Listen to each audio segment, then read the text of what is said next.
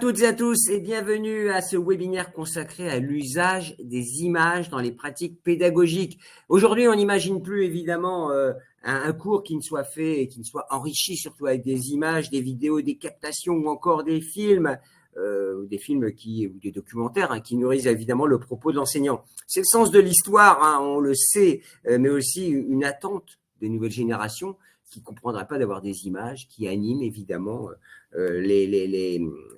l'apprentissage entre gamification, diversification des points d'intérêt, évidemment, ça fait partie aujourd'hui de l'éducation moderne. Pour faire très simple, alors on tentera de répondre à plusieurs questions, comment la vidéo pédagogique révolutionne l'enseignement supérieur, alors on essaiera de donner des éléments de réponse. En quoi la vidéo pédagogique favorise-t-elle l'engagement des étudiants? C'est de ça dont il s'agit en creux, puisque l'expérience étudiante, évidemment, c'est comment s'impliquer dans son cours, dans sa vie d'étudiant. Quels défis doivent être surmontés pour une intégration de cette vidéo dans les pratiques pédagogiques? Alors, pour évoquer ces sujets, j'ai la chance, je mets mes lunettes parce qu'ils sont éblouissants.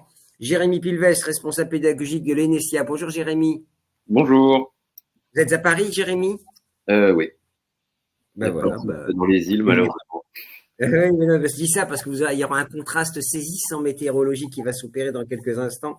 Céline Joiron, vous êtes maîtresse de conférence et vice-présidente de transformation pédagogique à l'Université de Picardie. Jules Verne. Bonjour. C'est pas loin de Paris non plus. Mais alors là, on prend l'avion, même si c'est pas très évidemment écologique.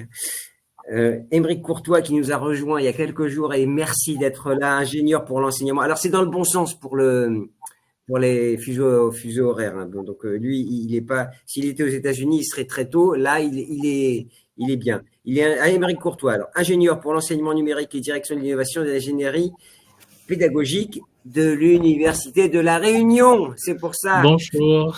Bienvenue Aymeric et merci d'être avec nous. Évidemment, on est heureux de vous avoir et évidemment, votre regard sera intéressant. Évidemment, nous avons notre partenaire Ubicast qui nous accompagne et qu'on accompagne pour traiter ces sujets. Merci à Jean-Marie Cognier qui est CEO d'Ubicast et vice-président en charge de l'ESR chez Tech France, vous savez, qui réunit toutes les entreprises spécialisées de la tech, spécialisées sur l'éducation. D'ailleurs, Jean-Marie, demain, mon petit doigt me dit qu'il y a une étude qui va sortir et qui va être présentée.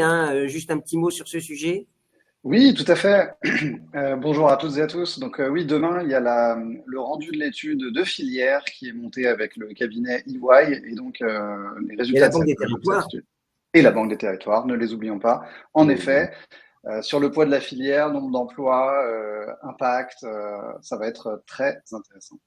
Très intéressant. Alors moi j'ai la chance d'avoir les chiffres, mais je ne dirai rien avant demain, Jean-Marie, je vous promets. Puisque de toute façon, ici, on est là pour parler de l'usage de la vidéo dans l'enseignement et les apprentissages. Et Jean-Marie, j'aimerais qu'on commence avec vous, si vous êtes d'accord, pour avoir un petit point de vue sur la 4e enquête, notamment sur les vidéos pédagogiques, juste pour fixer un peu les choses et pour donner quelques tips avant d'engager le débat.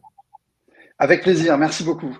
Donc, chez Ubicast, on travaille autour des sujets de la vidéo et notamment pédagogique en ayant une plateforme vidéo privée qui est utilisée à 70% par des établissements d'enseignement supérieur.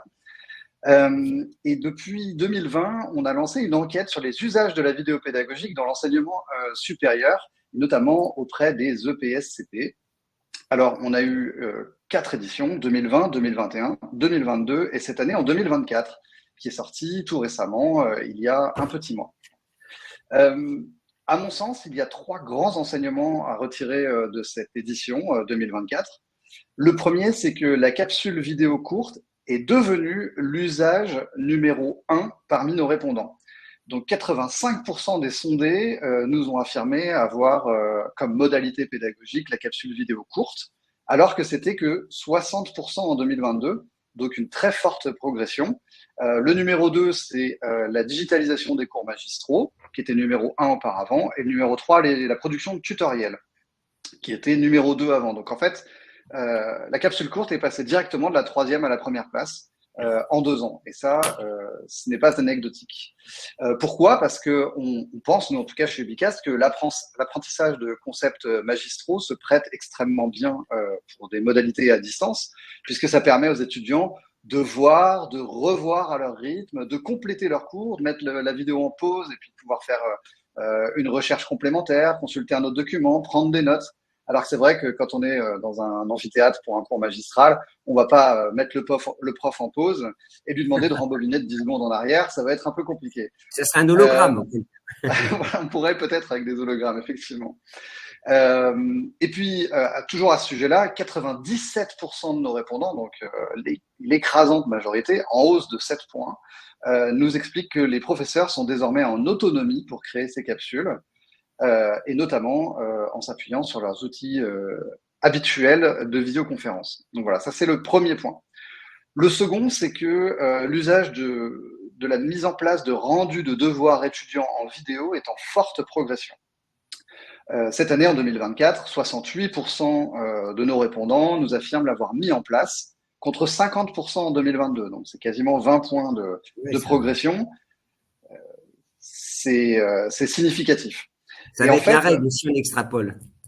c'est ce que j'allais dire. C'est-à-dire que nous, via nos discussions sur le terrain avec nos clients, avec nos prospects, avec nos partenaires, on se rend compte que c'est pas prêt de s'arrêter, que ça va plutôt continuer et s'amplifier. Pourquoi? Parce que ça procure un double avantage. Le premier, c'est que c'est vu comme une parade anti-triche à l'heure où les IA peuvent aider les étudiants à écrire leur production. Bien, en fait, le fait de le présenter face caméra, il faut au moins l'avoir un peu compris. Le deuxième avantage, c'est que ça fait travailler les étudiants sur leurs fameuses soft skills, savoir s'exprimer face à une caméra, vulgariser un concept, bien parler, hein, entre guillemets. Troisième et dernier grand enseignement pour moi, c'est l'intérêt pour l'IA, puisque c'était le troisième volet de notre enquête. Chaque année, on fait un focus particulier. On l'a fait sur l'intelligence artificielle, évidemment, cette année. Ce qu'on voit, c'est que, contrairement à ce qu'on peut lire dans la presse sur le fait que les Français sont sceptiques, etc., on voit qu'il n'y a pas de levée de bouclier dans l'ESR, puisque déjà en février 2024, 85% de nos sondés se sont penchés sur le sujet. Pour faire quoi? En premier lieu, de la veille active, donc bien se tenir au courant, tester les outils et mettre en place des ateliers d'acculturation pour les enseignants, pour leur expliquer comment les étudiants vont s'en emparer et comment eux peuvent utiliser ces outils dans leur quotidien, et notamment pour un autre usage qui est la création de contenu, de scénarisation pédagogique. Ils commencent déjà à rentrer dans ces démarches-là. Et enfin, on leur avait demandé quelles sont vos attentes sur le sujet. Ok, vous y êtes mis, mais qu'est-ce que vous aimeriez voir comme développement de l'IA dans votre quotidien? Et alors, ce qui est intéressant, c'est que moi, j'ai trouvé que les gens n'ont pas été trop ambitieux. Je m'attendais à avoir les rêves les plus fous dans cette réponse, cette question ouverte. Et en fait, ce qu'on trouve, c'est des choses très basiques à la base, enfin très basiques en premier abord, c'est de la transcription et de la traduction de contenu pour de l'accessibilité. Et ensuite de l'aide à de la réalisation et à la production de contenu. Et alors, nous, ce qu'on voit aujourd'hui, c'est que pour la production de contenu vidéo, on n'y est clairement pas. On a fait nos petits tests chez Ubicast. En revanche, pour aider à scénariser un contenu, à le scripter, sur tout ce qui va être autour, l'enrichir avec des quiz, avec des chapitres, etc., là, les outils sont déjà prêts. Donc voilà mes trois grands points que je retirerai de cette enquête. Juste avant de passer la parole à nos invités, ce qui est ce que je retiens, alors évidemment que des chiffres passionnants, mais il n'y a pas d'opposition. Ça, c'est important. Oui. Il y a une adoption. Pas d'opposition, une adoption. Voilà, c'est ça de la part du système. Oui. Alors, je vais me retourner vers nos invités. Alors, on va commencer par vous, Céline. À l'université, on a compris l'intérêt de la chose et la réaction à ces chiffres qui montrent quand même que je parlais d'adoption et puis des chiffres assez signifiants quand même.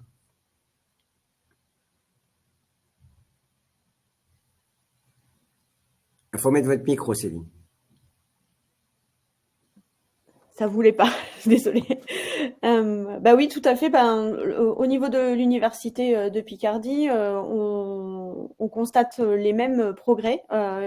Une autonomisation de nos enseignants sur la création des contenus et puis l'apparition de nombreux travaux proposés aux étudiants et on le voit notamment à travers les projets d'innovation pédagogique, transformation pédagogique que l'on peut avoir au sein de l'établissement, où de plus en plus de demandes d'enseignants consistent à organiser une scénarisation d'activités pédagogiques autour de la création de vidéos, parfois même de vidéos conçues par des étudiants pour d'autres étudiants dans le cadre de d'activités ou de parcours de remédiation ou d'accompagnement. Je pense notamment à des masters MEF qui ont fait ça, créer des capsules de vidéos de mathématiques pour la remédiation en mathématiques des étudiants de L1 qui ont des niveaux un peu hétérogènes à l'entrée à l'université.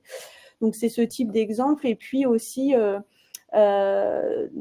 une pérennisation quand même d'un usage ponctuel pour les replays de CM qui auraient eu lieu en distanciel à la place d'un présentiel pour des raisons diverses et variées, ou une mise à disposition de ressources complémentaires créées par les enseignants, soit dans le but d'une classe inversée, comme vous le disiez, ou soit dans le but de compléter un contenu en donnant des moments de réflexion hors classe aux étudiants. Bon, on continue à petit. Jérémy? Oui, alors, pour ma part, je rejoins déjà ce que disait Jean-Marie sur l'usage vis-à-vis des étudiants, le fait de pouvoir couper et revenir dessus, ça permet quand même d'aller chacun à son rythme. Voilà, que les étudiants n'ont pas la même vitesse dans l'apprentissage. Nous, on l'utilise beaucoup, surtout sur les outils de programmation, que ce soit Excel, Python, des choses comme ça, pour favoriser l'apprentissage des étudiants et en même temps gagner du temps également, parce que on peut pas tous les mettre non plus en cours avec un enseignant systématiquement. L'intérêt, c'est qu'eux, au moins, ils ont une préparation préalable et derrière, on rentre directement dans de l'application. Et on perd pas du temps, je dirais, sur les prémices qui sont pas forcément intéressants, et en plus, les étudiants vont pas au même niveau. Donc, on peut perdre celui qui va trop vite, qui s'ennuie, celui qui a du mal, qui se sent dépassé et qui n'ose pas poser de questions. Donc voilà, ça facilite quand même grandement les choses. Ouais. Donc une adhésion, on va demander à Aymeric, alors même question, évidemment, les réactions à ce que nous a dit Jean-Marie sur les grands chiffres. Hein.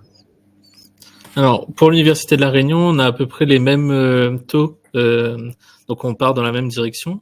On a une augmentation du taux de vidéos de capsules courtes, notamment avec une autonomisation des enseignants, suite à certains dispositifs qui ont été mis en place. On a eu quand même un petit recul sur les tutoriels vidéo qu'on a mis en place. Les classes virtuelles sont toujours aussi populaires, mais dans certaines GFR, pas dans toutes, vu que maintenant, ce qu'on constate, c'est que le présentiel est revenu à la norme et le distanciel est devenu un peu plus accessoire, on va dire. Donc, pour l'université,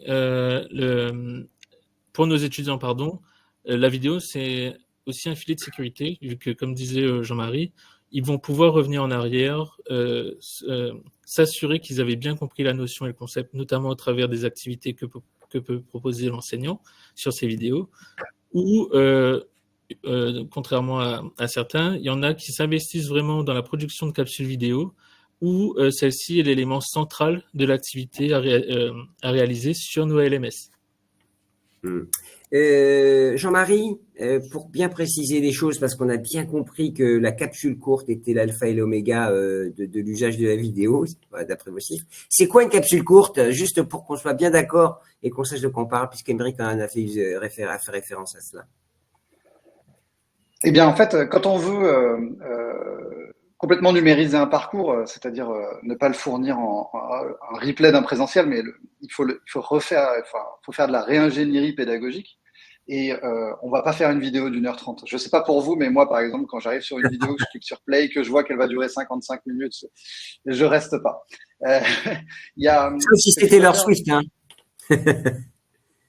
Oui, ou quelque chose de super produit, hollywoodien, etc. Mais voilà. Pas dans de l'acquisition, de la transmission de connaissances. La règle non dite, qui avait été édictée par un des fondateurs des TED Talks, il disait que c'était une dizaine de minutes qu'il fallait pas dépasser. Et donc, du coup, la capsule courte, ça va être un point de cours précis, abordé sur une dizaine de minutes, et ensuite entrecoupé d'autres modalités pédagogiques. Ça va être un PDF, un quiz, d'autres choses. Il faut pas faire que de la vidéo, mais elle est importante en tout cas dans ces modalités-là, puisqu'elle colle aux usages des étudiants. Est-ce que ça résonne avec le concept de gamification? Quand on parle de gamification, c'est un peu une sorte de ludo-éducation, c'est-à-dire de l'image, des quiz, c'est cette approche ou... Alors oui et non. Oui, si on va jusqu'au bout de la démarche. Non, si on s'arrête à juste de la vidéo à plat, puisque je me rappelle, j'avais entendu sur France Info quelqu'un qui disait sur Open Classroom, c'est génial, j'ai fait une formation ultra interactive à distance. Le journaliste lui demande, mais comment ça se fait, monsieur? Il dit, bah en fait, je suis allé sur le site, j'ai cliqué sur Play et il y a quelqu'un qui me parle. Mais en fait, c'est pas du tout interactif. Il a juste cliqué sur Play et il mange le contenu. Alors qu'en fait, on peut mettre en place des choses en enrichissant la vidéo de quiz, de ressources complémentaires, à aller consulter, en invitant les gens à poser leurs questions, comme on le fait aujourd'hui. D'ailleurs, n'hésitez pas à poser vos questions. Et là, ça devient un peu gamifié, ludifié, si on le souhaite. Eh bien justement, vous devancez ma première question. Alors, vous rebouclerez quand j'aurai interrogé tous mes intervenants. Jean-Marie, vous êtes d'accord? Quel bénéfice, au fond, si on devait synthétiser? Parce que celles et ceux qui nous écoutent, ils sont en questionnement, soit ils sont matures sur l'usage de la vidéo, soit ils sont en questionnement sur comment développer et comment investir et dans quel domaine, pour quel bénéfice. Et c'est cette question que j'aimerais vous poser. Alors, on va commencer par vous, Jérémy, hein, du coup. Quel est le bénéfice? Je vous l'avais un peu exprimé tout à l'heure, mais quel est le bénéfice, si vous deviez le synthétiser, pour vos étudiants d'avoir cet apport, ces capsules courtes ou longues, ou coupées, remontées, avec ce que disait Jean-Marie de l'ingénierie pédagogique? Bah, je dirais, nous, principalement, ça va être quand même le temps. C'est que bon, l'année scolaire est courte. L'évolution on a tellement de sujets qui évoluent très vite. On peut pas tout mettre dans l'année. Donc, forcément, il faut essayer de gagner un maximum de temps pour pouvoir enseigner tout ce qu'on veut enseigner dans l'année. Aujourd'hui, ça nous permet de gagner énormément de temps sur la partie programmation, en tout cas pour notre part. Donc, on va avoir Excel, SQL, Python, beaucoup de langages quand même à apprendre. Ça peut être long, assez fastidieux. Et puis, c'est vrai que pour eux, il y a cet écart de niveau entre les étudiants. Donc, ça nous permet à la fois de remettre à plat pour les premières années, ceux qu'on a déjà fait, pas fait, etc., de remettre tout le monde à niveau. Et en même temps, de gagner du temps pour qu'après, les heures prof soient vraiment dans de l'application. On rentre dans la partie vraiment exercice en plus avec un accompagnant et de pousser aussi sur les autres modules du coup qui dépendent de cette compétence pour aller tout de suite beaucoup plus vite et beaucoup plus loin. Alors, avant de parler des enseignants, les étudiants sont matures sur l'usage de l'image? Oui. Aujourd'hui, on voit que de toute façon, ils ont été baignés dans le numérique, donc pour eux, c'est plus vraiment un sujet. Ils ont grandi avec YouTube, avec les tutos à droite et à gauche. Donc c'est vrai qu'aujourd'hui, ça leur pose pas du tout de problème. Et ils sont déjà acculturés de toute façon à ces méthodes d'enseignement. Est-ce que vous pourriez dire que ce serait même pas logique de ne pas leur proposer? C'est ça, en fait. Oui, c'est presque ça. Enfin, ça ferait presque archaïque si on n'utilisait pas ces nouveaux outils, parce que de toute façon, ils les attendent. Et que c'est comme aujourd'hui, quand on parle d'IA générative, si on l'utilise pas, on se dit oui, mais du coup, c'est un peu étonnant. Ouais. C'est le même raisonnement, je dirais, vis-à-vis des étudiants. Oui, alors l'IA générative, ça soulève aussi d'autres questions, hein. Mais vous êtes mieux placé que moi pour en parler, Jérémy, puisque c'est votre métier. Vous êtes dans les data, dans la cybersécurité, tous les sujets digitaux, c'est votre ADN. Alors Céline, même question. Les bénéfices, si on devait les synthétiser pour une université comme la vôtre? Alors, ils sont assez nombreux déjà pour diversifier aussi les modalités pédagogiques et apporter de la complétude au parcours universitaire ou au format universitaire que je pourrais qualifier de plus classique, en tout cas historiquement plus classique. C'est aussi une façon de gérer la question du rythme aussi des apprentissages, c'est-à-dire que revenir sur des concepts avec des vidéos, ça permet aussi aux étudiants de visionner ces vidéos à leur rythme. On sait que beaucoup d'étudiants ont pratique des lectures de vidéos en vitesse accélérée et c'est une façon pour eux d'aller à l'essentiel, ce qu'ils peuvent pas forcément faire avec un cours magistral qui leur est imposé dans la temporalité. Ça serait très mal vu. Oui, je ne suis pas forcément capable de parler pendant 3 heures à vitesse 1,5, j'avoue.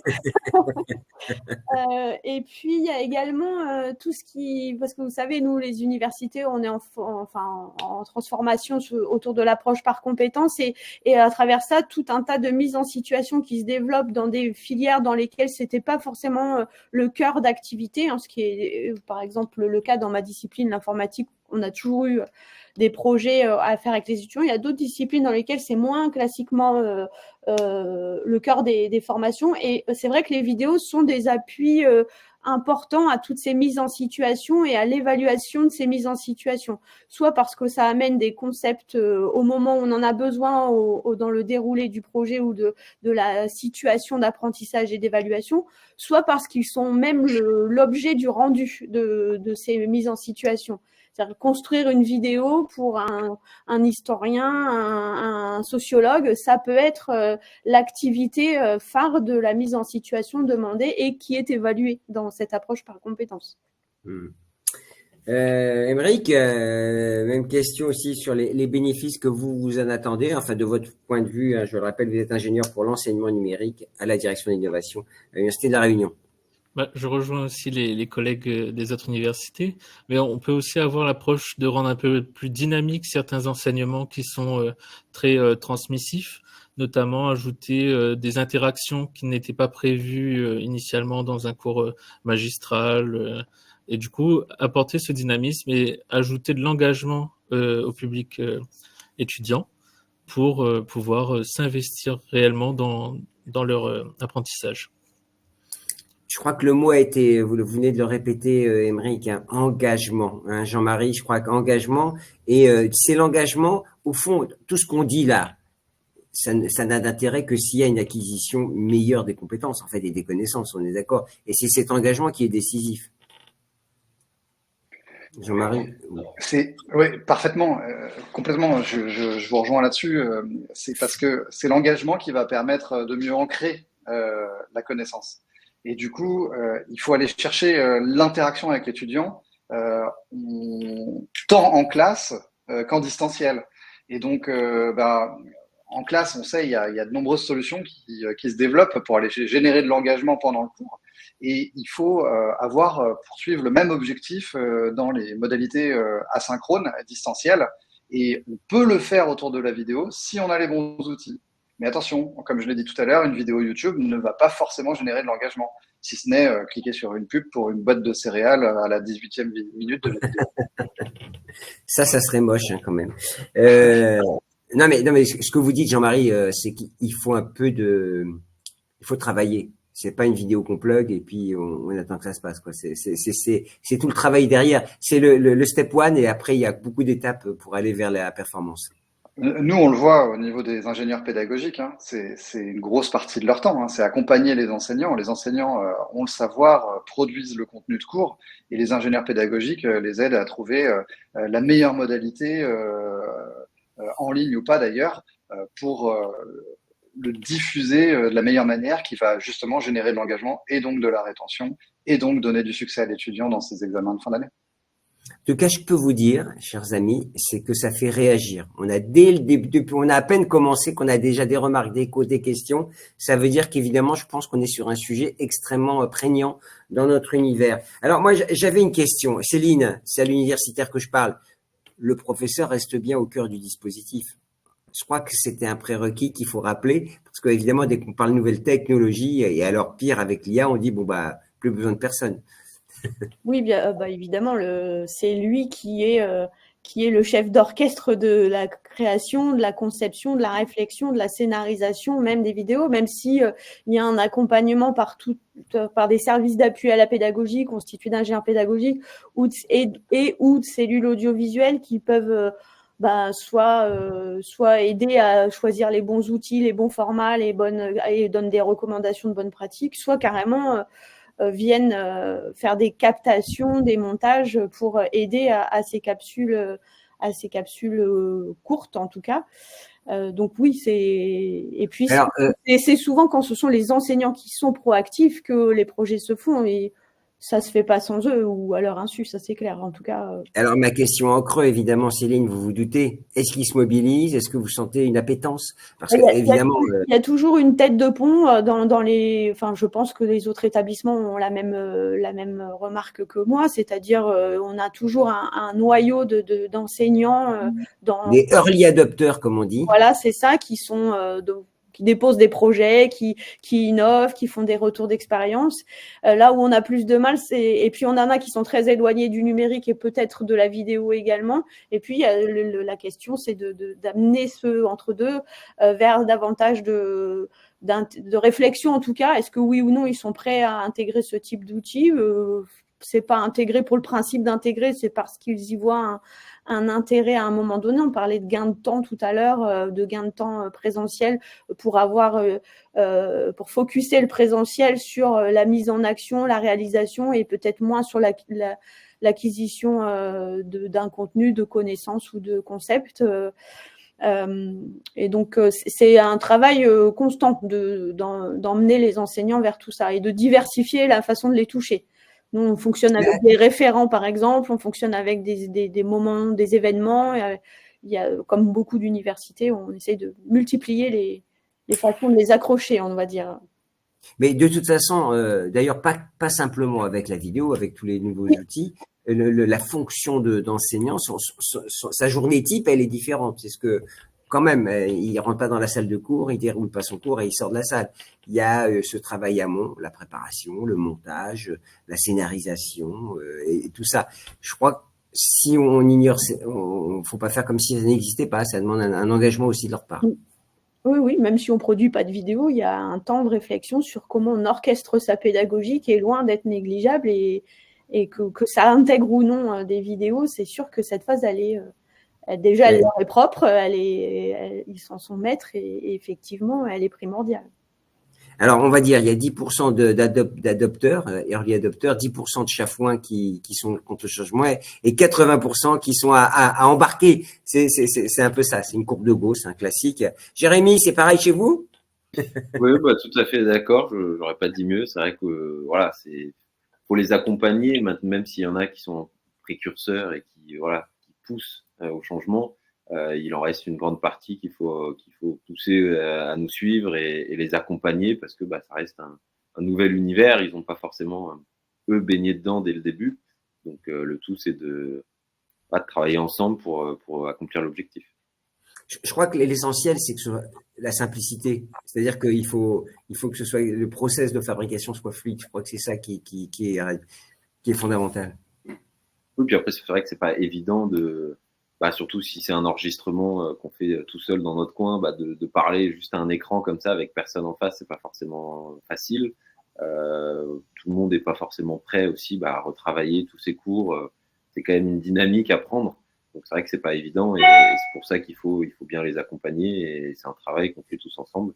Oui, et c'est ça, ceux qui ont lancé du coup à l'origine et voilà, les ambassadeurs. Exactement. Il y a de la conduite du changement, quoi. Donc, c'est ce que vous nous dites à mener quand même un petit peu. En tout cas, dans les process de fabrication, c'est plus ceux d'avant. Émeric, pardon, Jérémy, vous vouliez ajouter quelque chose? Émeric, allez, je vous laisse finir, pardon. Non, je disais exactement, c'est parfait, c'est bon. Ah bon, écoutez, merci. En plus, si vous me dites que c'est parfait, j'en suis. Émeric, même question concernant les enseignants à l'Université de La Réunion. Combien d'étudiants là vous faites à l'Université de La Réunion? On a presque 19 000 étudiants. Ah oui, donc ça reste. C'est déjà pas mal, oui. Donc c'est vrai que pour qu'un dispositif fonctionne, il faut que les enseignants s'emparent du sujet.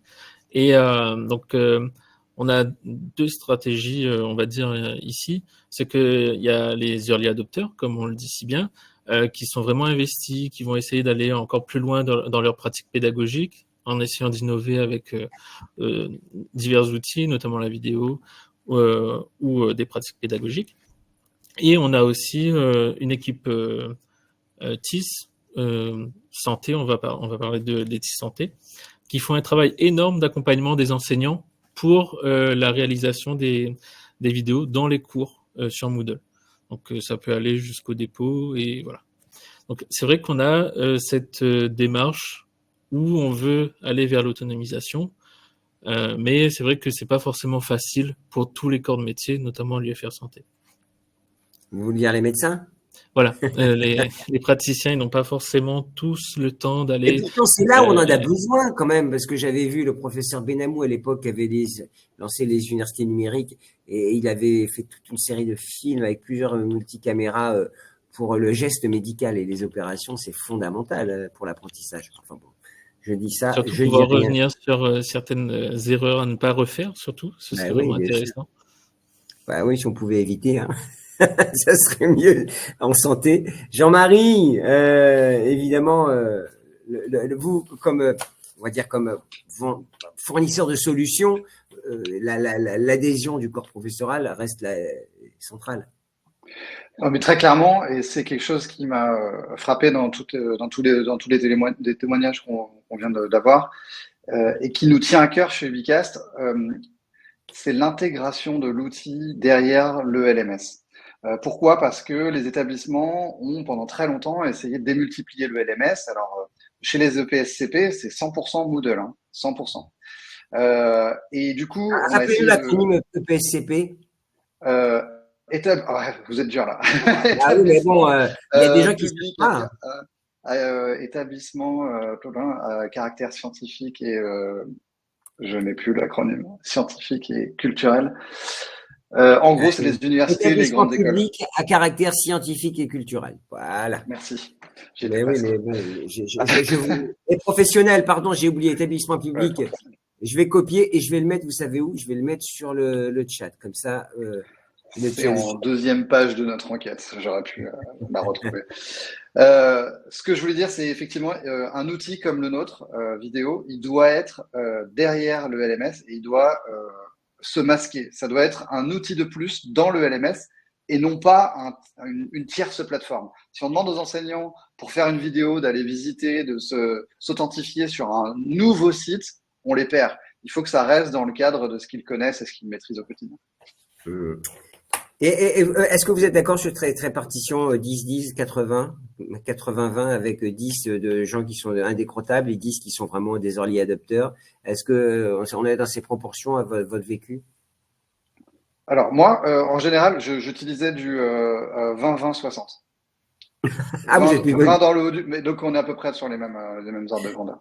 Oui, c'est ça. Et en tout cas, ce qui est sûr, c'est qu'il n'y a pas d'opposition de principe chez le corps enseignant, et c'est une bonne chose. Hein. On le voit bien, de toute façon, ça évolue. Les chiffres que vous avez donnés démontrent en tout cas qu'il y a quand même un mouvement qui s'opère. Une question, et je vais vous laisser la main, Jean-Marie, pour faire réagir nos intervenants, si vous êtes d'accord. Quel est le niveau d'investissement et quel est le niveau d'engagement que ça exige de la part de l'institution sur ce sujet-là?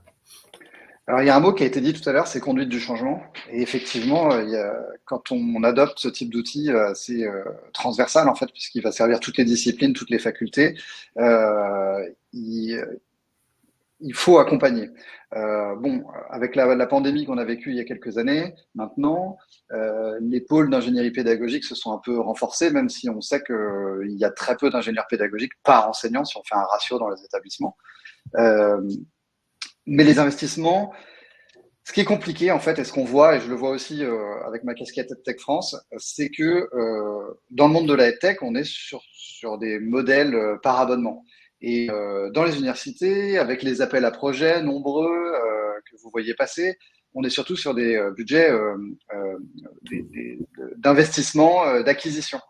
Et donc, c'est là où il faut réussir à trouver le bon compromis pour que les établissements puissent utiliser ce type d'outils, et pas que le nôtre d'ailleurs. Mais je pense au fond de moi que si un outil répond bien aux besoins et aux attentes d'un établissement, on trouve toujours moyen de travailler ensemble. Mais c'est malgré ces disparités technico-administratives, on va dire. Oui, mais c'est un phénomène bloquant parfois hein, sur la décision, elle est parfois plus longue. Le mode abonnement, c'est engageant. Hein, on peut volontiers acheter un matériel, mais pour l'avoir en location longue durée, ben ça demande des artifices, en tout cas des acrobaties réglementaires parfois. Céline, est-ce que c'est quelque chose alors d'abord sur l'investissement de l'université sur ces sujets-là, et est-ce qu'il y a des phénomènes bloquants qui sont liés justement aux nouvelles pratiques d'usage et d'usage du matériel? Alors, je dirais oui et non.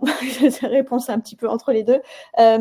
Effectivement, donc sur la manière de financer tout ça, au-delà de la subvention de charges pour service public, on fonctionne beaucoup en réponse à des appels à projets, type investissement d'avenir, des diverses vagues, et notamment sur la partie numérique.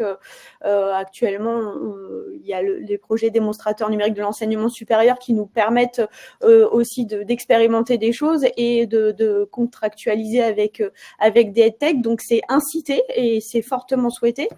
Maintenant, effectivement, l'idée c'est d'avoir des contractualisations qui ont un sens pédagogique pour les usagers. Et puis, effectivement, les formalités administratives ne sont pas toujours aidantes. Donc, il y a l'intention est là, le boost politique est là, l'envie parfois, et parce que effectivement, il y a l'outil qui correspond à l'envie, mais c'est pas forcément fluide. Pour autant, quand on regarde dans le rétroviseur, au moment de la pandémie, on n'a eu aucun mal à contractualiser avec des abonnements tels que Zoom ou Teams dans les universités, parce qu'il a fallu faire face à un besoin, et pour nous, en tout cas à l'université de Picardie-Jules Verne, c'est comme ça que ça s'est passé. Ce sont les utilisateurs qui ont poussé Zoom, c'est pas forcément venu d'en haut. C'est-à-dire qu'à un moment, il a bien fallu qu'on se résolve à adopter l'usage qui avait été adopté majoritairement.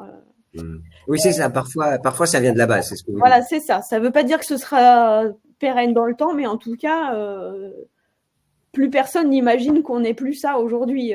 Mais d'ailleurs, on me dit souvent que les profs, ils ont leurs petits outils, leurs petites manières, leurs petites manies, leurs petites façons de faire. Ça s'oppose parfois à une espèce de politique éditoriale qui pourrait être élaborée. Peut-être parce qu'on répond pas assez vite à certains besoins et qu'on essaye de naviguer dans les méandres des politiques d'achat marché, etc. Mais je trouve qu'on y va. Bon, puis il y a toujours cette dualité entre internaliser, externaliser des solutions qui ne sont pas qui est un redondant dans les services informatiques, et c'est pas d'aujourd'hui pour le coup. C'est juste que les abonnements se sont généralisés et que c'est encore différent comme questionnement. Bien sûr. Aymeric, à la Réunion, alors cette idée de, comment dirais-je, cet investissement qui est consacré, parce que maintenant, quand on est une grosse université comme la vôtre, ça représente quelque chose. En termes d'investissement, on est plus sur donc on a les outils maintenant suite à la crise Covid. Donc on est passé sur un système abonnement vu que les ressources internes sont précieuses. Donc l'externalisation, donc c'était on va dire une solution de facilité aussi pour pouvoir continuer nos activités principales. Donc notre investissement, c'était vraiment d'orienter sur la formation de la communauté, notamment au travers des différentes pratiques. Donc, ce qui revient le plus souvent en termes d'investissement, ça va être sur la volonté politique de l'établissement de favoriser l'usage de cet outil, vu que ça a un coût. Donc, il faut aussi le rentabiliser, que ce soit par rapport au coût, mais aussi par rapport à l'utilisation. Donc, ce qui est fait, c'est que l'outil est utilisé dans plusieurs domaines. Donc, on a les projets internes pour répondre à un besoin général. Et ensuite, on a aussi l'outil qui nous permet de faire, le bon ratio, on va dire, pour l'investissement temps, homme et argent. Oui, bien sûr. On n'a pas parlé sous, hein. C'est quoi, des dizaines de milliers d'euros, des centaines de milliers d'euros? Je ne pourrais pas vous le dire, mais c'est vrai que en temps homme, c'est énorme. Si on devrait faire de la maintenance des serveurs, par exemple pour Pod, si on l'avait en interne et ainsi de suite. Donc c'est vrai que en temps homme, ce serait énorme. Céline, vous avez un budget important. Je rappelle que vous êtes les chiffres là pour le coup. En fait, vous parlez en termes d'acquisition de solutions externes ou je sais pas. Je sais pas. Quel est le budget de l'université? Parce que c'est vrai que ça peut être un ratio aussi qui est intéressant de savoir que, alors peut-être pas sur la vidéo proprement parlée, mais la transformation numérique, ça a un coût de toute façon, et la vidéo fait partie de ça. En fait, c'est difficile faudrait avoir une espèce de d'équation, enfin un coût complet, parce que effectivement il y a le temps homme, oui c'est ça. Il y a le temps homme, il y a les moyens en termes de locaux, les moyens en termes de fluides, enfin tout ça, tout ce qu'on internalise a un coût qui n'est pas lié uniquement à la personne qui va gérer les choses en interne, mais c'est de l'investissement matériel, c'est aussi pas mal de choses. Mais ceci dit, les externalisations ont aussi un coût. Plus on accède à des outils numériques, plus on doit avoir du Wi-Fi solide, plus on doit avoir une accessibilité permanente au SI pour les usagers, etc. Donc, l'un dans l'autre, il y a toujours une balance à faire entre ce que coûte un abonnement, qui est une solution quand même clé en main, faut le dire, pour laquelle voilà, on adopte l'usage, bien que localement, il faut aussi porter cet usage auprès des usagers, et donc ça nécessite des gens qui vont essayer qui vont former, qui vont informer, qui vont faire des retours d'expérience, qui vont communiquer sur l'acquisition d'une nouvelle solution. Donc il y a toujours des coûts directs et indirects. Donc, mais ça représente quand même. C'est de l'investissement. Je ne sais pas vous dire le pourcentage, parce que là, je pense que je dirais une bêtise, donc ça n'a pas de sens, mais c'est pas. En tout cas, ça demande un engagement financier très clair de l'établissement. Le fait qu'on ait des chefs de projet et des personnes à la direction de l'établissement en charge de ces questions-là montre que c'est des questions qui sont fondamentales et adressées. Jérémy, même question alors pour une école d'ingénierie, une école spécialisée, un peu plus petite par construction, puisque on n'est pas sur des échelles comme ça représente aussi. Alors vous êtes dans le domaine, donc j'ai envie de dire heureusement que vous investissez un peu dans la tech. Alors c'est des investissements tout au long de l'année permanents. Je dirais un peu, enfin je rejoins Jean-Marie sur le fait de dire on peut s'y mettre de toute façon, peu importe un peu le budget, on trouve la solution adaptée à notre projet et à notre budget. Après tout dépend aussi jusqu'où on veut pousser un peu le projet. Ça va être soit de l'investissement un peu lissé, si c'est un abonnement, on parlait de Zoom, de Teams, bon ok, ça va être du lissé, et je dirais c'est la première étape. Après, si on veut aller vraiment plus loin, peut y avoir un investissement de base qui peut être un peu lourd. Si on veut faire un studio en interne, là forcément le coût sera pas le même, et va y avoir un investissement immédiat. Maintenant, c'est de calculer aussi comment je le rentabilise dans le temps. Et c'est là où on va prendre en considération le fait de dire oui, mais j'ai moins d'étudiants, donc je libère quand même un peu de place dans mes locaux. Je vais consommer moins si on veut vraiment pousser à l'extrême. Je vais peut-être économiser aussi du temps prof, parce que il y a une partie des cours que je vais mettre comme ça sur la plateforme, et donc j'aurai moins d'heures prof en face. Et lui va pouvoir faire autre chose. Voilà, il y a énormément de choses à prendre en considération. Maintenant, oui, ça représente quand même un investissement, ne serait-ce qu'en termes de temps. Poser, de se dire ok, qu'est-ce que je veux faire, comment je le fais, avec qui. Après voilà, c'est le temps homme qui va être aussi important de chiffrer. Jean-Marie, un mot aussi qu'il faut prendre en compte quand on investit dans la vidéo comme dans les nouveaux outils, c'est l'expérience.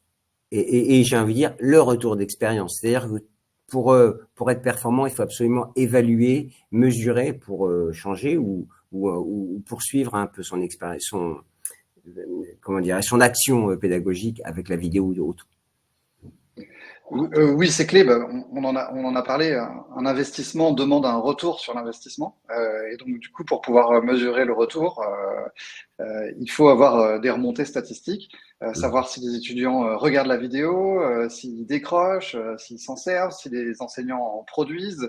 Et toutes ces statistiques vont permettre de se dire oui, je paye un outil, mais il est très largement utilisé, donc ça en vaut la peine, ou tout l'inverse.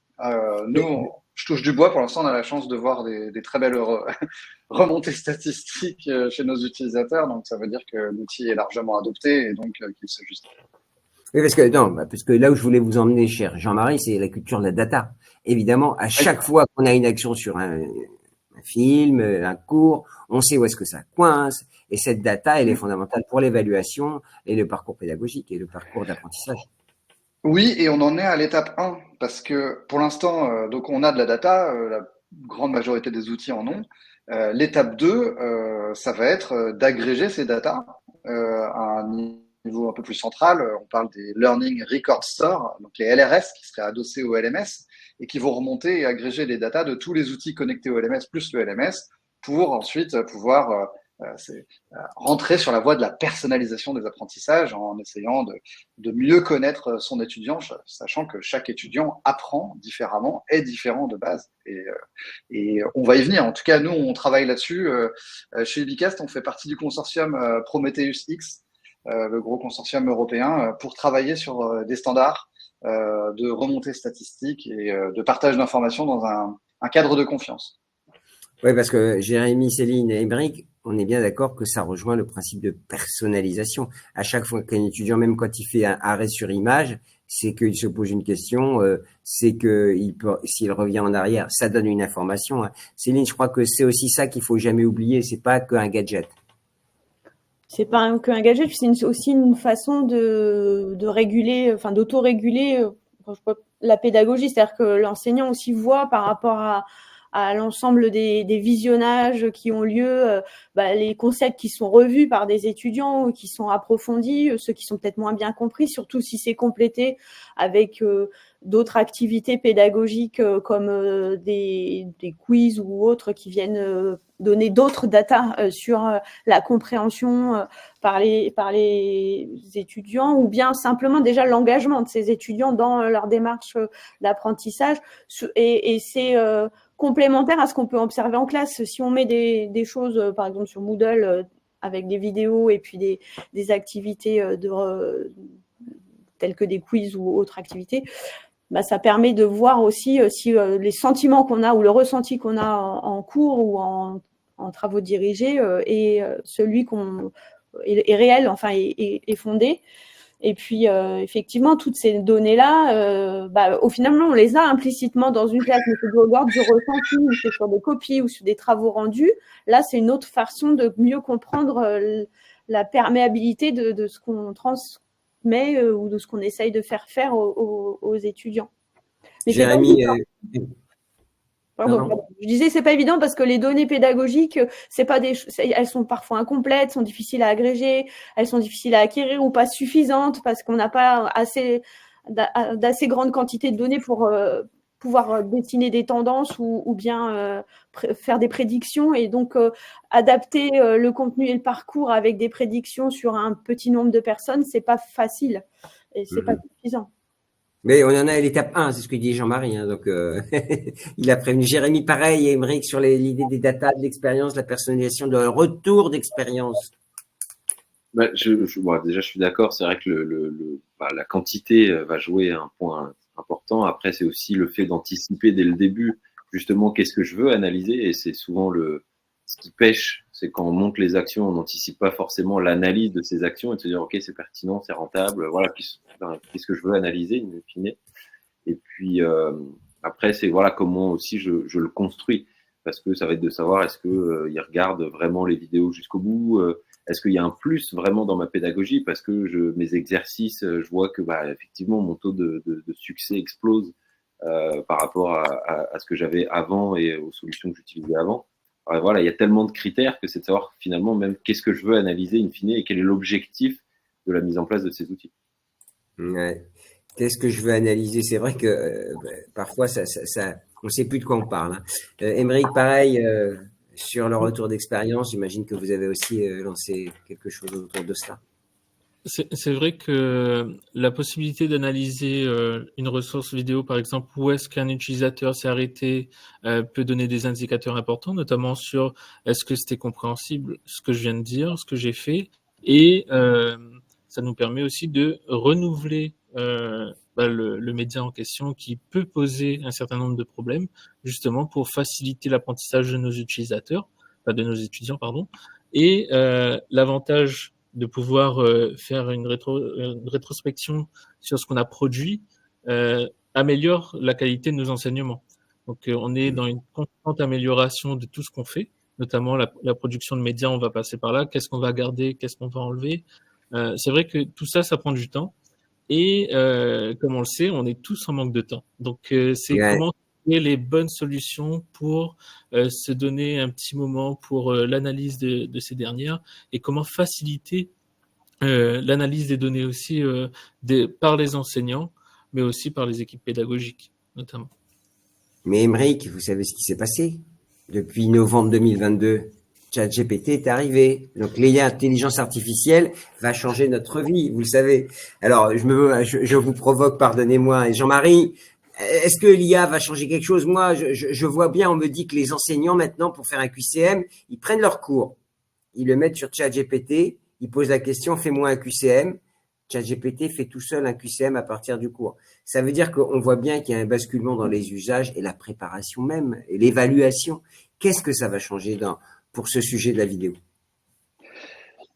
Il y a ce que ça fait aujourd'hui, il y a ce que ça fera demain, à mon sens. Aujourd'hui, effectivement… Vous avez 3 minutes. Ouais, c'est ça. Ma thèse en 180 secondes. Il y a, donc ça fait gagner du temps, mais attention, il faut le relire. C'est-à-dire que nous, on a fait des tests, on envoie une vidéo, on lui demande de la chapitrer, et un quart d'heure après, on fait le même prompt, on fait la même vidéo, on lui demande de la chapitrer, on a un résultat différent. Et mieux ou pas bien? Parce qu'on me dit qu'il faut prompter et discuter avec l'IA, moi. C'est ce qu'on me disait. Le même prompt, c'est-à-dire le même cahier des charges, deux résultats différents, à 15 minutes d'intervalle. Alors que vous et moi, Gilbert, si on doit chapitrer une vidéo a priori à 15 minutes d'intervalle, on va la chapitrer de la même manière. Intro, partie 1, partie 2. Ces outils, pas encore.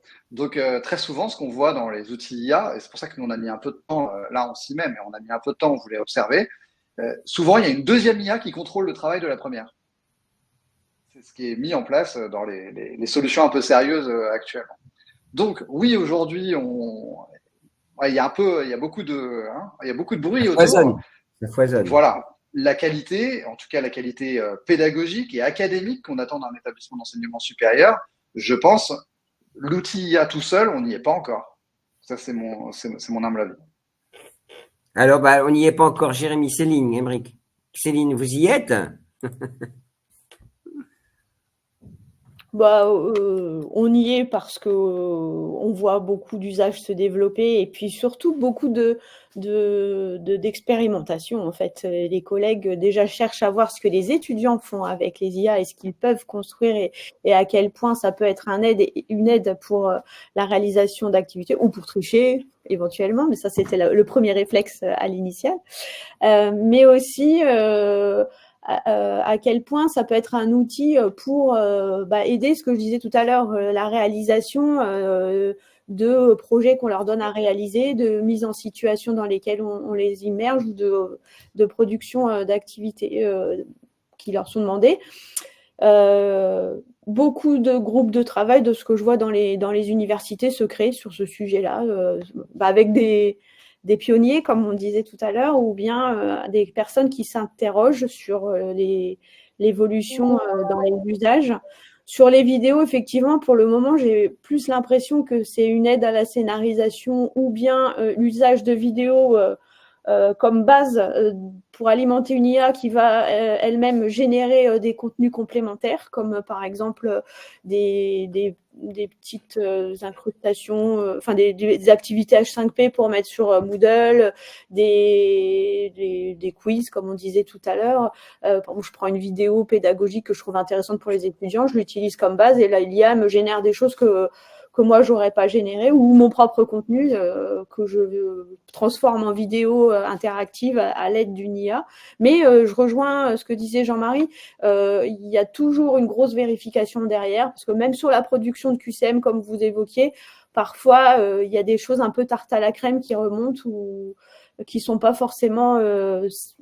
soit ils vont focuser sur un point qui n'est pas celui qu'on voulait mettre en avant pédagogiquement, soit mettre des distracteurs, des fausses réponses qui sont tellement évidente que le quiz sert à rien, ou alors des choses qui sont justement pas assez discriminantes pour y répondre. Enfin, ça peut pas être un outil, par exemple, pour créer une évaluation.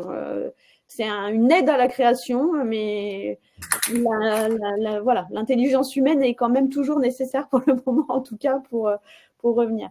Et donc, je pense que sur les vidéos, on n'y est pas encore non plus, mais… Émeric, pareil sur l'IA, que vous êtes aussi dans le département innovation, donc c'est quelque chose aussi à être prêt. Oui, on suit de très près. D'ailleurs, on expérimente beaucoup l'intelligence artificielle dans les pratiques de nos métiers, notamment d'ingénierie pédagogique, mais aussi dans l'enseignement. Actuellement, on fait beaucoup de veille parce que l'IA va tellement vite qu'on peut pas se fixer sur un temps et se dire là c'est bon, j'ai tout compris, voilà comment ça va fonctionner. L'IA va évoluer toujours. Donc il y a une constante remise à niveau à faire, donc des tests, des analyses. Donc le maître mot, c'est plutôt la vigilance sur l'usage qu'on va faire et notamment le côté éthique qu'on veut en faire. Parce que c'est vrai que pour l'instant, on a ChatGPT en tête, mais les données qu'on va alimenter, enfin données pour l'alimentation, on ne sait pas où elles vont et comment elles sont réutilisées. Donc notamment, si on utilise l'IA, oui, pourquoi pas, pour l'aide à la scénarisation, l'aide à la conception, mais avec toujours un petit peu de vigilance de ce que va faire celui-ci des données qu'on aura fournies. Et c'est vrai que potentiellement l'aide à la scénarisation d'une capsule vidéo d'environ 5 minutes avec des thématiques, ça pourrait être vraiment intéressant pour les néophytes, j'ai envie de dire, qui vont prendre en main l'outil, que ce soit Ubicast, Pod ou autre, pour se lancer dans la conception de ces capsules vidéo pour avoir un contenu engageant, prenant pour ces étudiants. Jérémy, vous êtes dans le grand bain, vous, de l'IA, de la cyber, de tout ça. Donc, est-ce que vous nous annoncez quelque chose que ça va être encore pire ou mieux? J'espère mieux, hein. On l'espère tous, je pense. Maintenant, c'est de savoir aussi qu'est-ce qu'on utilise déjà, parce que c'est vrai que l'IA, c'est un vaste sujet. Entre l'IA générative, il y a tellement de choses et ça se bouscule. Ensuite, c'est aussi la cible et qu'est-ce qu'on veut en faire. Parce que si on vise, là, on prend le prisme étudiant, mais il y a aussi l'enseignant. Il y a beaucoup d'axes quand même à développer. Aujourd'hui, il y a énormément d'outils qui se créent, que ce soit pour la conception pédagogique, de programmes où vous lui dites voilà, je veux faire à telle personne tel sujet sur telle durée, boum, ils vous font le programme comme ça en 2 secondes. Bon, voilà, quelle est la limite là-dedans et la confiance qu'on peut accorder à l'IA. Après, il y a aussi des plateformes pour, par exemple, un prof un peu dématérialisé, c'est-à-dire que vous lui donnez tout votre contenu, tous les PDF Word, tous les sujets, tout ce que vous avez pu créer, et derrière, l'étudiant peut lui poser une question, il lui répond à n'importe quelle heure du jour ou de la nuit. Sauf que du coup, c'est vos contenus à vous, donc vous maîtrisez déjà la connaissance. Donc maintenant, c'est comment est-ce qu'on peut associer toutes ces technologies les unes avec les autres pour essayer d'avoir quelque chose qui soit le plus performant possible et qui favorise l'enseignement du coup pour nos étudiants. Bon, on a commencé sur les images, on finit sur l'IA, mais c'est normal, parce qu'on peut pas faire l'économie, Jean-Marie, hein, évidemment. On peut pas faire comme si ça n'existait pas. Hein. Je vous rappelle que, en plus, l'IA générative, il y a ChatGPT qui a popularisé, mais c'est payant aussi. Hein. La version 4, je crois que c'est 25 € par mois, ce qui est peu, mais qui crée déjà une différence entre les usagers. Hein. Donc, ça soulève aussi d'autres questions et d'équité face à la technologie, notamment. On prend les questions parce qu'on a eu quand même pas mal des choses. Alors, merci pour vos échanges. Alors, Emmanuel nous disait merci, donc on le remercie de nous dire merci. Quelles sont les aides pour la production de courtes vidéos pour les enseignants? On a répondu en partie, mais bon, si quelqu'un veut ajouter quelque chose. En tout cas, Jeff nous a précisé que c'est 5 à 7 minutes pour une capsule vidéo courte pour les publics novices et 10 à 12 pour les publics intéressés. Moi, je rajouterais peut-être un point sur le financement, c'est qu'il y a quand même les appels à projets, notamment des OPCO, qui peuvent permettre, alors dans certaines conditions, il faut regarder, mais d'être accompagnés et subventionnés sur quelques projets. Les opérateurs de compétences, parce qu'on va arrêter de parler en acronyme, messieurs, madame, monsieur, hein, s'il vous plaît. Donc, opérateurs de compétences. Oui, les OPCO. Alors, les aides, de toute façon, c'est Émeric et Céline ou Jérémy ou des solutions qui apportent l'aide pour monter les vidéos. Enfin, je pense que déjà, on peut recommander à Emmanuel d'aller voir tout de suite l'alter ego de Céline ou d'Émeric pour pouvoir savoir comment on monte ces vidéos. Parce qu'il demandait l'aide, hein, je crois que c'est le premier réflexe à avoir. J'ai quelque chose de très intéressant. Ah non, c'est l'autre. Bon, attendez, je vais lire dans l'ordre chronologique parce que sinon je vais me perdre. Alors, les étudiants qu'on ne voit qu'une fois, par exemple des séances de recherche d'informations et de découverte d'outils, l'usage de la vidéo est très chronophage sur une seule séance. Et on ne peut pas leur demander de tout découvrir en asynchrone. Bon, tout peut pas se faire en asynchrone, ça c'est sûr. Hein. C'est pas parce qu'on a de la vidéo que on a trouvé la solution magique. Hein. Et d'ailleurs, je précise pour rappeler que ça ne réduit pas les coûts, hein, parce que souvent on dit on va mettre des cours en ligne, ça coûtera moins cher que d'avoir des profs en face à face. Tout ça évidemment en termes entre la mise en place, la fabrication et tout le dispositif, c'est pas du tout. Si on n'a qu'une approche pour réduire les coûts, ça marche pas, hein, Céline. Non, puis d'ailleurs, si on commence à avoir cette approche à l'université, plus personne fera rien, parce que si la logique est uniquement entière, pour le coup, je pense qu'on n'aura pas l'adhésion de la communauté. Juste une question, vous êtes là, Eric, vous répondrez. Eric nous posait la question, toutes les disciplines se prêtent à cette nouvelle modalité d'enseignement. Et Jean-Marie, vous répondez également. Moi, j'aime pas trop faire des clivages entre les disciplines parce que c'est un petit peu, ouais, on fait un peu des stéréotypes, mais bien sûr, on sait qu'il y a des collègues ou moi, dans mon université pluridisciplinaire, il y a des composantes qui sont plus motrices que d'autres. Je ne sais pas si c'est lié à la discipline ou lié à la culture de la composante.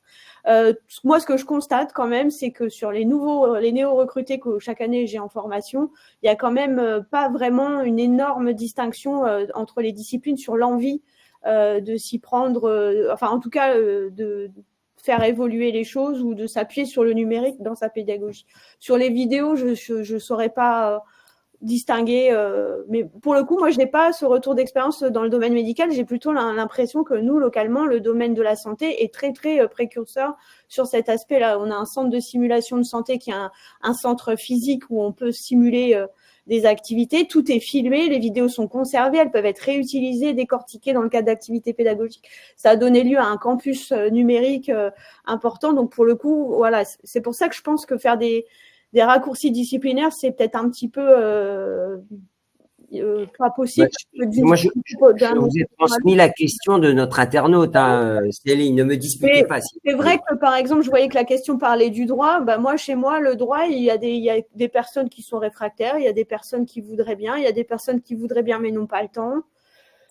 J'ai du mal à faire et peut-être qu'il y a une autre université quelque part qui me dira que le droit chez eux, c'est précurseur et qu'ils ont fait beaucoup de choses et c'est pour ça que je pense que ça dépend quand même d'une dynamique locale.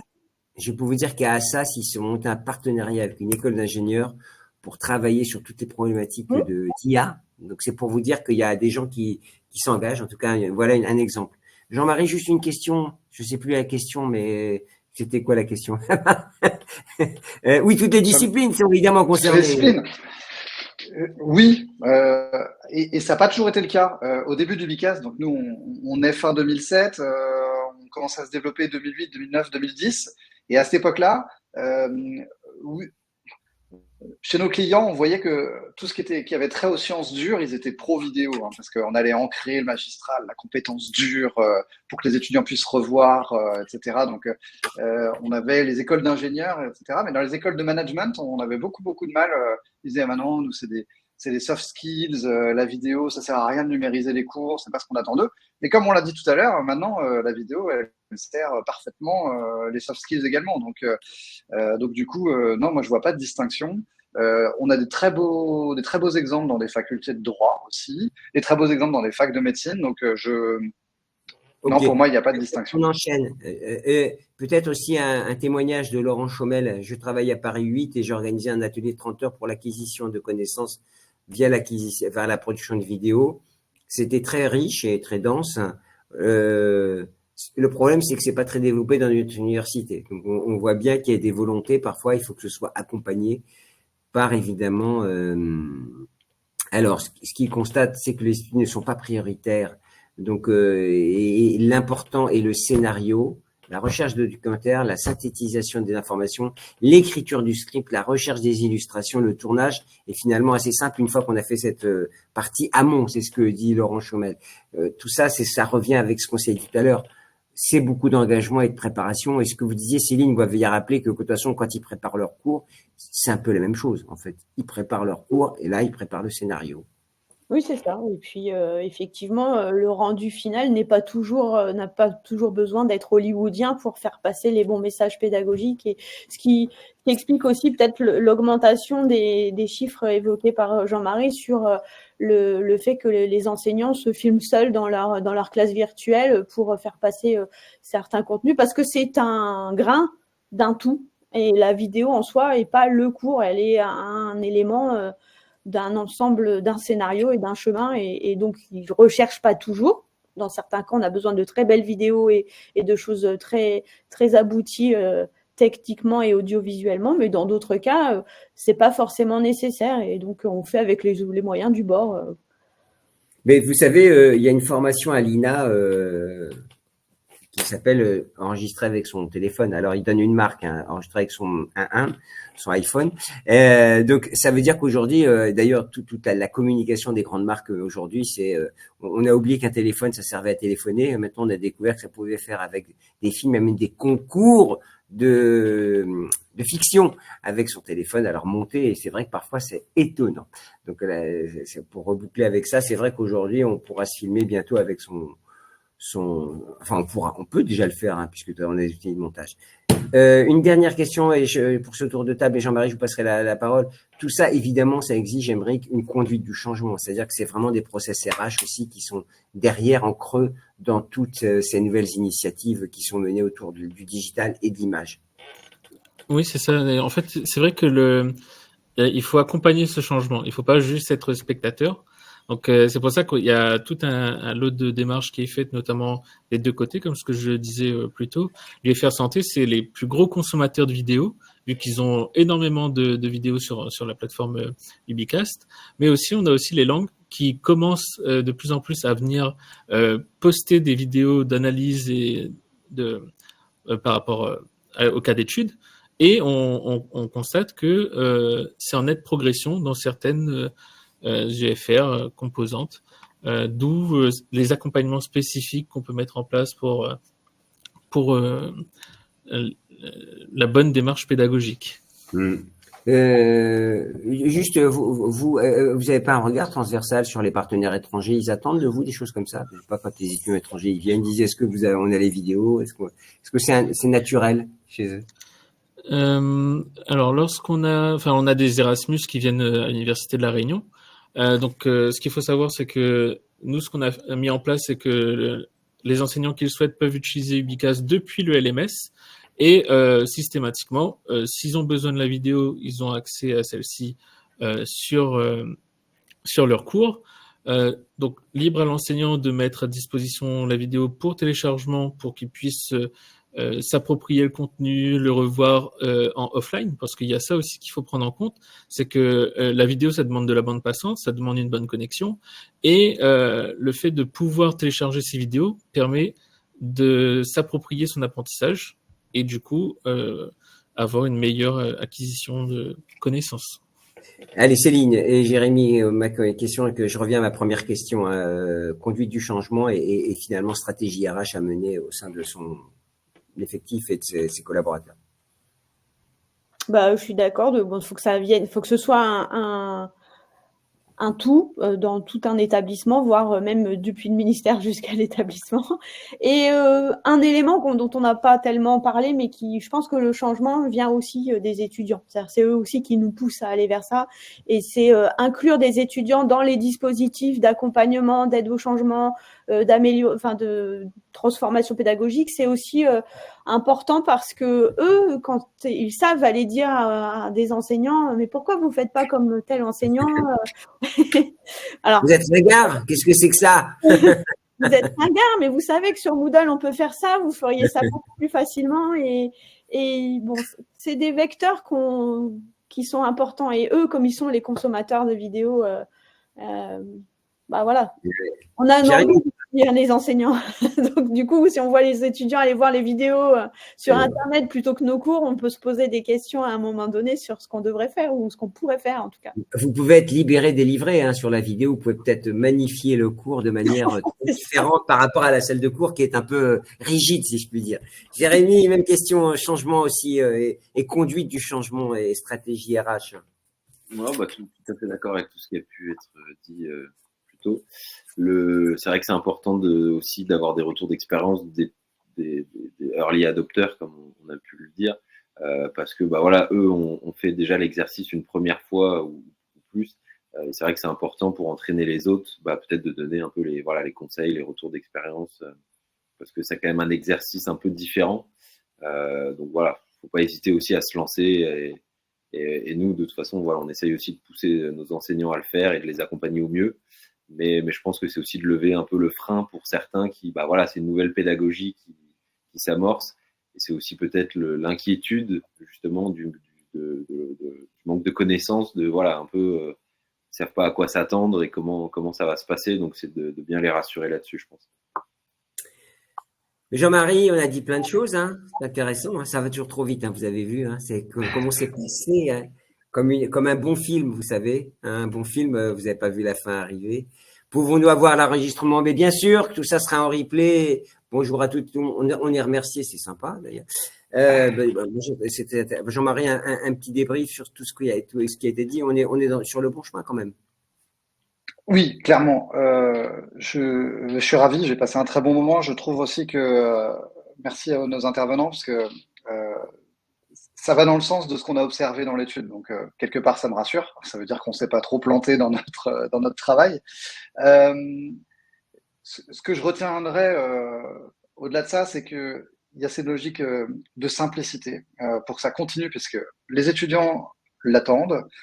Pour que ça puisse continuer à s'étendre, il faut de la simplicité et de l'intégration, mais il faut tenir compte de critères d'éthique, c'est ce que j'ai entendu. Et derrière éthique, je noterai le terme de souveraineté numérique pour ma part, tant sur l'hébergement de la plateforme vidéo, puisque c'est les cours des enseignants et donc leur propriété intellectuelle qui réside dessus, qui est stockée dessus, donc il faut faire attention, que dans les futurs ou actuels outils IA qu'on utilise, puisqu'on va venir alimenter la machine avec un grand M. Et j'ai aussi retenu des principes qui ont été mentionnés dans les questions d'inclusion et d'accessibilité. Alors, l'accessibilité numérique, c'est le premier socle de l'inclusion, mais il faut que ces outils soient inclusifs. Nous, on y est particulièrement attentifs. On est partie prenante du projet Include des MOES, qui est plutôt sur l'agglo lyonnaise. Et donc, on travaille là-dessus. On est en train de mettre en place des choses pour une plus grande inclusion parce que chaque apprenant est différent. Et voilà mes grands points du jour.